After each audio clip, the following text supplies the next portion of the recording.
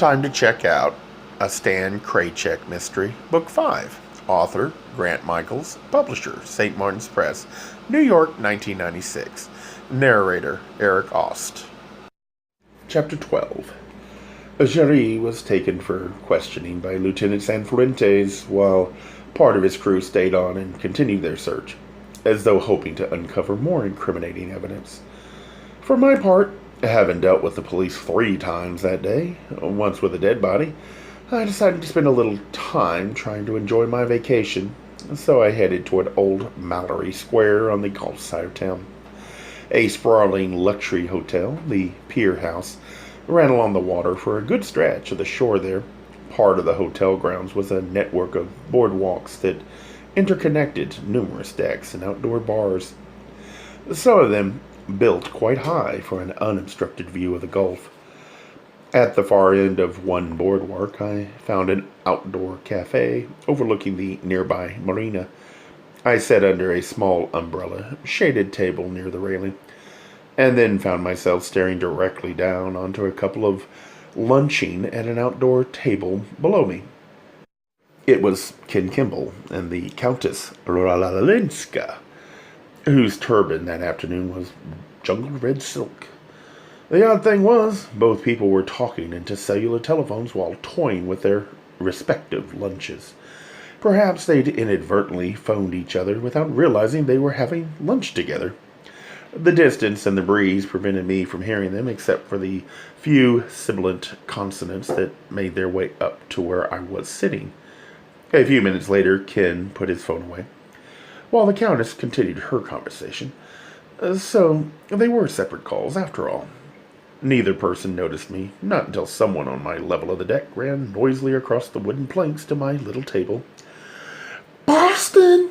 exclaimed Cozy Dinette, her face ablaze by giant orange sunglasses with reflective blue lenses. "Is this what you do all day, sit around and drink martinis?" Her rowdiness caused Ken Kimball to look upward. I knew he recognized me, even through his sunglasses. I waved, but he didn't wave back. Cozy peered over the edge to see what had caught my attention. She quickly recognized the couple below. "Ken!" she yelled. "Up here! Yoo-hoo!" Once again he looked up, and that second time he waved a vague, friendly gesture. Through it all, the Countess continued talking on her cellular phone and playing with her food. Without a free hand, she had retired the cigarette holder for the moment. Cozy said to me, "I just came from an interview and an audition, and you'll never guess what happened. The Pier House offered me a regular weekend gig. Isn't that fantastic?" "Sounds like cause for celebration," I said.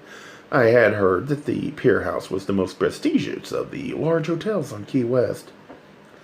"Let's tie one on," said Cozy. "Drinking in the afternoon seems so right, especially since I'll be doing my recovery show the first 4 weeks. Isn't that a hoot?" And then Cozy released some of her trademark unbridled laughter. I glanced down at the lunching couple below us, but in the intervening moments, they had vanished. "Oh," said Cozy with a sad meow. "They've gone. I didn't think you cared much for the Countess." "Live and let go," she said.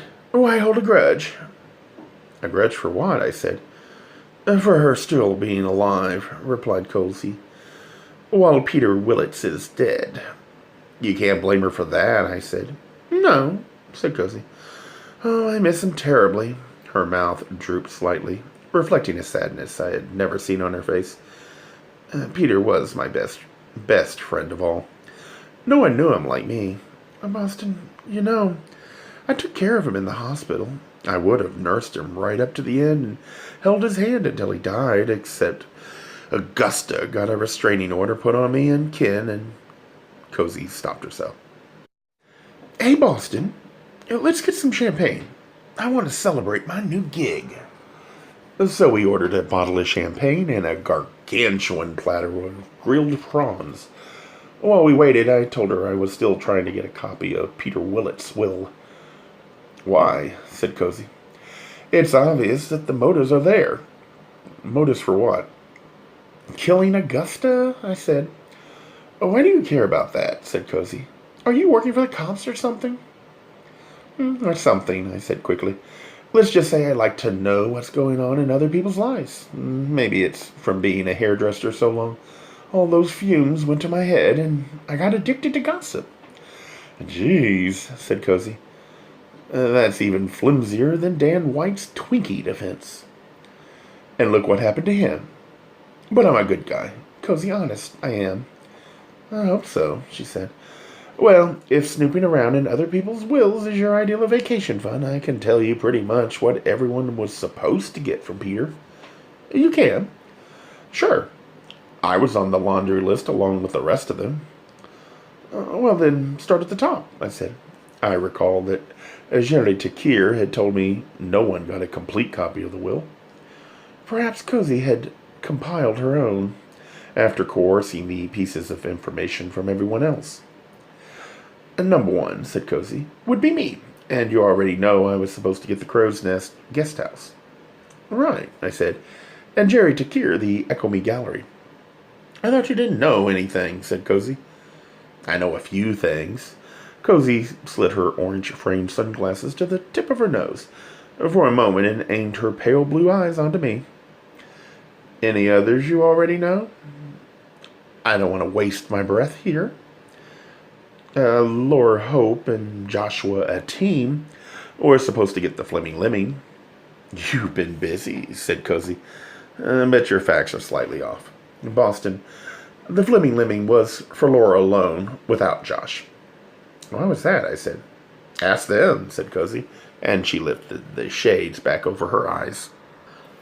That's all I know, I said. Now I'll listen to you. But Cozy, despite her sunglasses, stared at me as if to discern how deeply entrenched my lying persona was.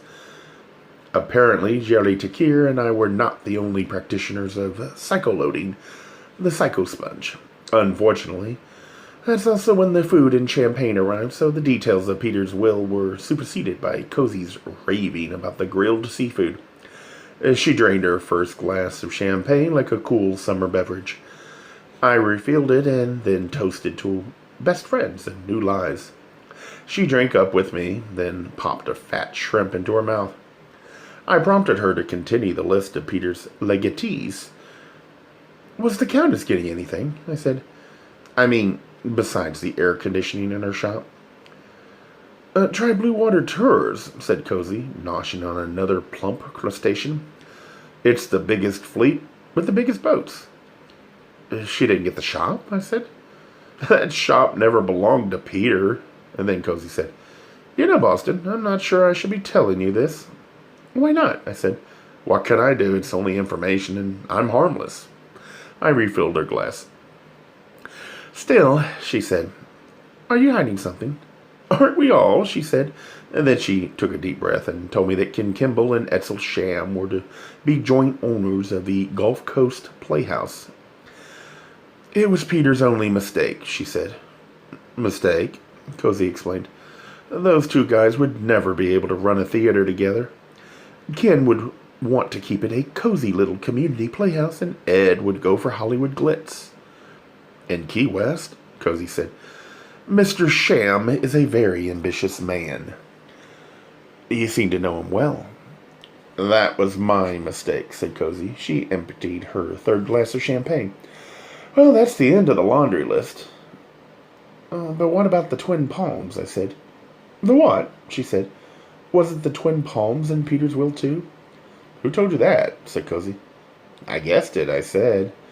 But Cozy remained silent as she gazed out over the Gulf, and though her eyes were concealed by these opulent, outrageous sunglasses, I sensed a faraway look in them. The champagne had worked its magic. To get her attention again, I told her that I'd heard Nancy Drew had given all the legatees only a piece of the will, just the part with their name on it. After hesitating, Cozy said, Maybe whoever told you that is lying. Why would they? To keep you guessing. What about you? Are you lying? You'll have to figure that out yourself. I pressed her further. Do you know why Attorney Drew won't appeal that award to Augusta? I'm sure she had her reasons. But why aren't all the people who were supposed to inherit from Peter doing anything about it? You, for example, you were supposed to inherit the crow's nest. Why aren't you fighting for it? Cozy said. I'm going to tell you a secret, Boston. Can you keep a secret? Depends. It doesn't matter anyway, she said. So I'll tell you why I personally am not attempting to appeal the award to Augusta. It's because I think the whole thing was rigged. Rigged? By whom? Cozy answered. The judge who made the award to Augusta was a deacon at our church. I think he convinced her to leave Peter's property to the church, where it would ultimately be in good hands. That is, his. Once she did that, he decided in her favor. Isn't that illegal? Cozy shrugged. He's gone anyway. Nowhere to be found. Why aren't the police looking for him? How can he get away with what he did? Why isn't Nancy Drew throwing the book at him for a miscarriage of justice? He might have even killed Augusta just to get the property. Listen to you, said Cozy. You know what, Boston? I don't know. And you know what else? I just reached the point where I don't care either. With the food and drink consumed, Cozy stood up unsteadily, caught the edge of the table for balance, and said, This has been swell, Boston. Thanks a pile. But now I'm going to finish this party off right and go find me a man. And away she tottered. I stayed a while and looked out over the Gulf's placid waters. Drinking and eating to excess was a pleasant way to pass time, but I'd had my fill of so-called vacation fun. Boredom was the bane of any full-blooded Gemini like me, and I felt the need for stimulation. Unlike Cozy, though, I wasn't about to seek it in the flesh of another man. My diversion was more purposeful. I headed back to the Echo Me Gallery to find out how Jerry Takir had fared with the Key West police. Gay Mysteries audiobooks.